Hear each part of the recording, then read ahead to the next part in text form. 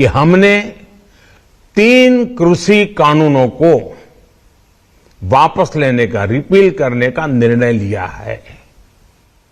साथियों, हमारी सरकार किसानों के कल्याण के लिए, खासकर छोटे किसानों के कल्याण के लिए, देश के कृषि जगत के हित में, देश के हित में, गांव गरीब के उज्जवल भविष्य के लिए पूरी सत्यनिष्ठा से, किसानों के प्रति पूर्ण समर्पण भाव से, नेक नियत से ये कानून लेकर आई थी।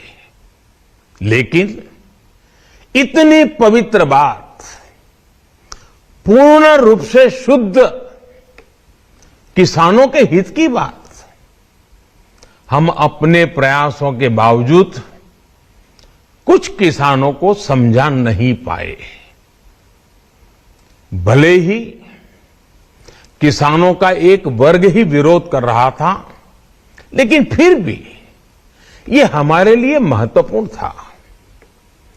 कृषि अर्थशास्त्रियों ने, वैज्ञानिकों ने, प्रगतिशील किसानों ने भी उन्हें कृषि कानूनों के महत्व को समझाने का भरपूर प्रयास भी किया। हम पूरी विनम्रता से, खुले मन से उन्हें समझाते रहे। अनेक माध्यमों से व्यक्तिगत और सामूहिक बातचीत भी लगातार होती रही। हमने किसानों की बातों को, उनके तर्क को समझने में भी कोई कोर कसर बाकी नहीं छोड़ी।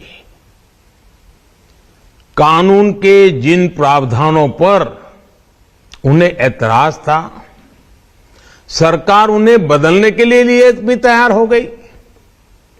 2 साल तक हमने इन कानूनों को सस्पेंड करने का भी प्रस्ताव दिया। इसी दौरान ये विषय माननीय सर्वोच्च न्यायालय के पास भी चला गया। ये सारी बातें देश के सामने है, इसलिए मैं इनके अधिक विस्तार में नहीं जाऊंगा।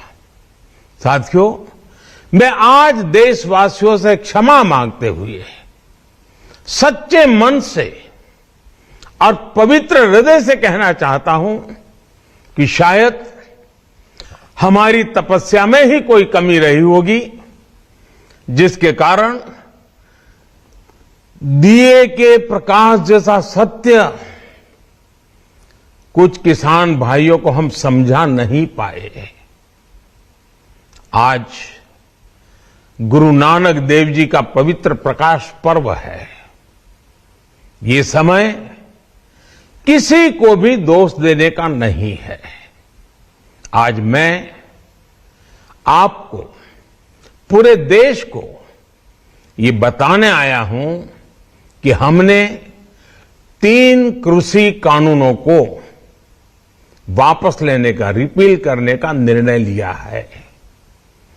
इस महीने के अंत में शुरू होने जा रहे संसद सत्र में, इसी महीने में, हम 3 कृषि कानूनों को रिपील करने की संवैधानिक प्रक्रिया को पूरा कर देंगे।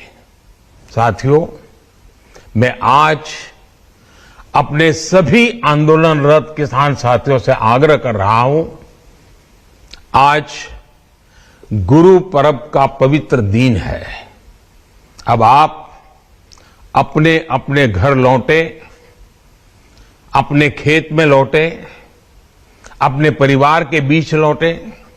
आइए एक नई शुरुआत करते हैं, नए सिरे से आगे बढ़ते हैं।